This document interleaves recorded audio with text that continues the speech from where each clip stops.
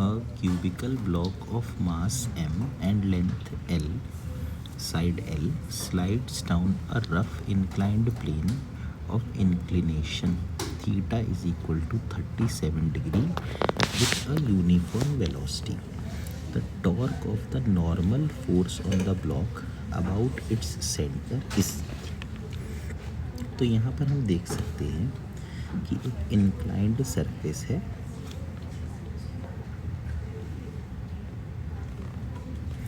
जिसका angle of inclination theta है। इसको हम बाद में 37 रख देंगे। अब एक ब्लॉक है, इसका मास m है और साइड L है।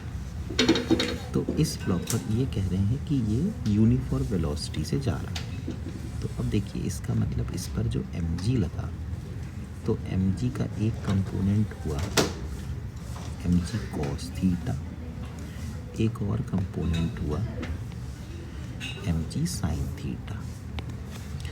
फ्रिक्शन इस पर लगा पीछे की तरफ एफ के काइनेटिक फ्रिक्शन, और चूंकि इसका एक्सेलरेशन ज़ीरो है तो इसीलिए ज़रूर एफ के की वैल्यू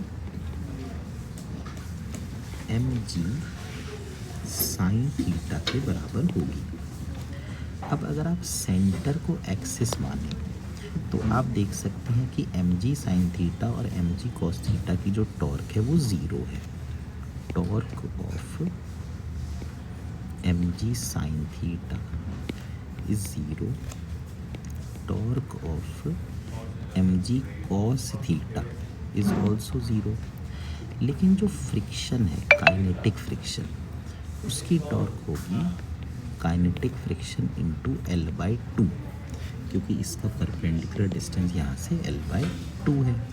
यानी कि ये बन जाएगा mg sin theta into L/2। अब चूंकि ये ब्लॉक ट्रांसलेशन कर रहा है, रोटेशन नहीं कर रहा, तो इस केस में क्या होता है कि जो नॉर्मल रिएक्शन है वो सेंटर से पास ना करके सेंटर से कुछ दूरी से पास करता है। ये नॉर्मल रिएक्शन।